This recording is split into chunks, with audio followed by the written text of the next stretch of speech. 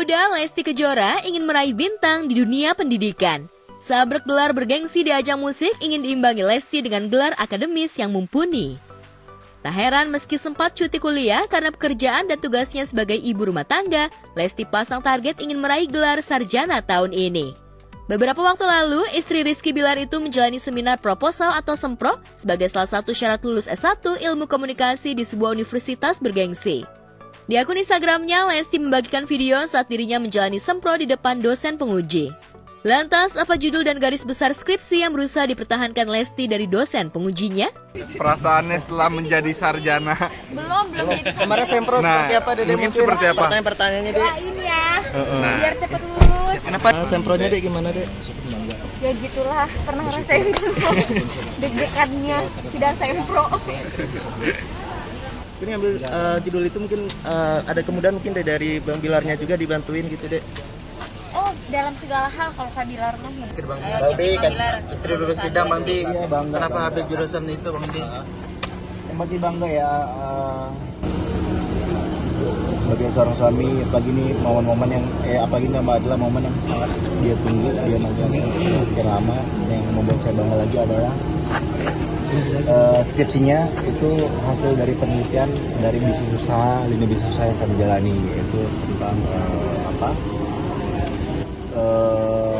bagaimana pengembangan digital melalui lini bisnis yang kami jalankan, yaitu Lestarico. Memilih implementasi digital public relation pada label rekaman yang diretasnya bersama Bilar, tugas skripsi Lesti terasa lebih ringan berkat bantuan Bilar suaminya. Di sela-sela kesibukan syuting dan mengurus Abang L, Lesti menyisihkan waktu untuk merampungkan skripsinya. Diva dangdut termuda itu ingin menjadi sarjana sebelum usianya genap 1/4 abad pada 5 Agustus mendatang. Tapi apakah Lesti optimis bakal mendapatkan nilai sempurna untuk skripsi plus sempronya? Tapi begitu jalur skripsi mungkin kapan deh sidangnya? Doain ya, pengennya secepatnya. Doain aja. Tunda berapa lama deh? Insya Allah dalam waktu yang dekat. Insya Allah kalau nggak ada revisi. Kalau saya prinsipnya ya pendidikan itu nggak harus lewat jalur formalitas, nggak harus lewat jalur normatif.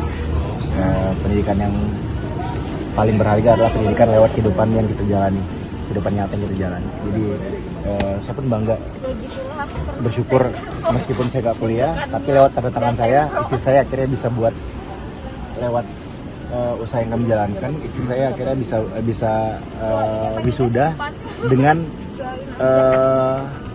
dengan lini bisnis kami sebagai perantaranya gitu.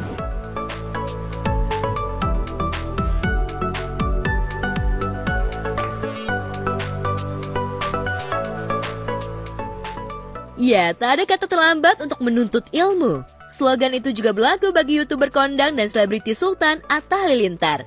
Atta yang berusia 29 tahun baru saja menjalani wisuda kelulusan SMA-nya. Suami Aurel Hermansyah itu lulus SMA lewat paket C, yaitu paket pendidikan kesetaraan non-formal yang diperuntukkan bagi mereka yang tidak dapat menyelesaikan pendidikan SMA-nya secara formal. Saat ditemui awak media, Atta menyebut bahwa dirinya sudah menjalani ujian paket C 5 bulan lalu, namun baru mengikuti wisuda pada akhir Juni ini setelah dirinya pulang menunaikan ibadah haji. Alhamdulillah lulus. Kemarin kan berapa bulan yang lalu ujian, sekarang alhamdulillah lulus. Senang alhamdulillah. Ya walaupun udah telat nggak apa-apa lah, yang penting udah mencoba. Setelah memegang ijazah setara SMA, Atta ingin melanjutkan pendidikannya ke perguruan tinggi. Meski sudah jadi sultan dan punya uang segudang, pendidikan sangat penting bagi ayah 2 anak ini. Bukan mustahil ke depan Atta dan Aurel bakal kuliah bareng karena ia sangat mendukung istrinya itu agar comeback ke bangku kuliah menyelesaikan S1-nya. Apalagi Bunda Ashanti yang kini tengah menempuh pendidikan S3 di sebuah universitas negeri ternama sangat mendukung Aurel dan Atta untuk mengejar cita-cita yang sempat tertunda karena pekerjaan dan pernikahan. Lalu benarkah Atta tertarik kuliah di Fakultas Hukum lantaran dirinya ingin menjadi pengacara? Kalau mau Jurusannya apa ya? Kalau nggak jurusan hukum, jurusan arsitek, ataupun guru atau apalah. Yang pasti kayaknya nggak dokter deh, nggak jadi dokter. Ya walaupun dibilang telat ya telat, tapi kan nggak ada yang terlambat buat belajar. Ya pengenlah menimba ilmu lagi. Kan kita di dunia ini masih banyak kurangnya, jadi Walaupun pelajaran bukan hanya di sekolah dan bukan hanya di tempat kuliah, tapi juga di hidup. Jadi kalau bisa beriringan kan lebih baik. Mama Nur udah kuliah, dia tinggal nyesain doang kalau Mama Nur. Insya Allah aku support dia untuk terusin lagi.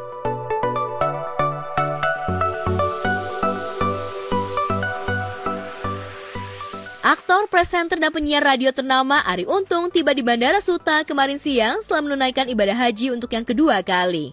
Kedatangan Arie disambut oleh Fenita Arie istrinya yang tahun ini tidak bisa mendampinginya berhaji. Sebelum bertolak ke kediaman mereka, Arie dan Fenita menyambut ramah tim Star Pro yang ingin mewawancarai mereka.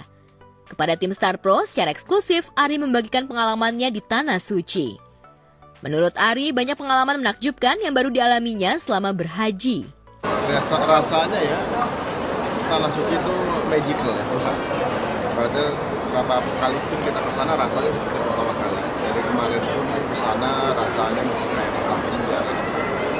Apalagi di sana kan bukan cuma berangkat juga, tapi ada sedikit tugas lah. Ya. Biar lebih belajar lah kita. Bagaimana bawa jamaah, kan masih dibimbing sama Ustaz Bendri sih. Tapi ya ternyata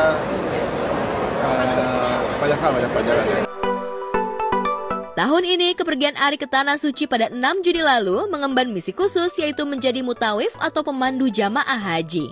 Tentu saja para mutawif adalah muslim yang sebelumnya sudah naik haji atau menunaikan rukun Islam yang kelima, sehingga fokus mereka di Tanah Suci adalah memandu dan membimbing jamaah agar bisa menjalankan rukun haji dengan sempurna sehingga hajinya sah dan mabrur.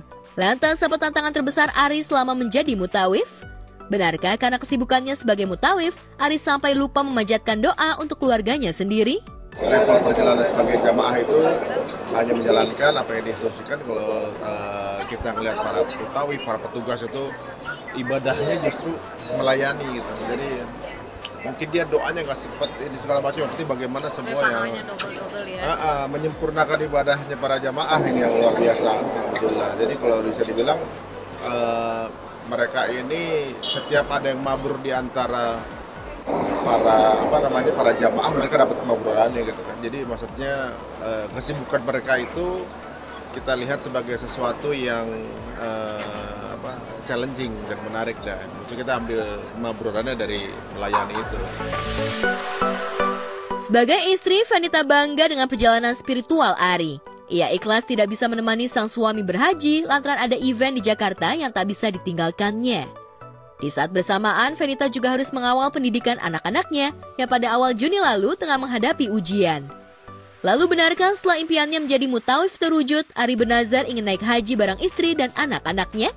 Sebenarnya kita tuh diajaknya berdua sebenarnya, cuma memang waktu pas kita ditawarin, kita lagi posisi juga lagi di luar, lagi nggak di Indonesia juga kan.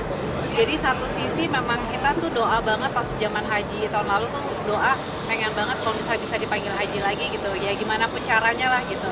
Nah sekarang dipanggil gitu, kok kayaknya ini kesempatan yang luar biasa banget gitu. Nah cuma ya kedua kan memang agendanya karena memang udah mepet sama waktunya, terus waktu itu juga dibilangin tapi keputusannya 2 hari ya, soalnya mau masukin dokumen-dokumen gitu. Ya udah akhirnya kita diskusi ya, karena itu dia tadi Mas Arie kan maksudnya bisa lah di sana sendiri, sedangkan aku jadi bagi tugas lah, aku di Jakarta, Mas Arie yang di sana kayak gitu. Karena ada event di Jakarta kan yang harus dihandle. Iya, ada event, ngurusin anak-anak. Ya, tapi kita memang doa ya. Apalagi Mas Arie cerita tuh di jamaahnya ada yang benar-benar satu keluarga yang sama anak-anak gitu. Maka aku bilang, banyak doa ya, mudah-mudahan kita juga bisa di sana. Insya Allah kalau dikasih kesempatan lagi ke depan bisa bareng sama anak-anak.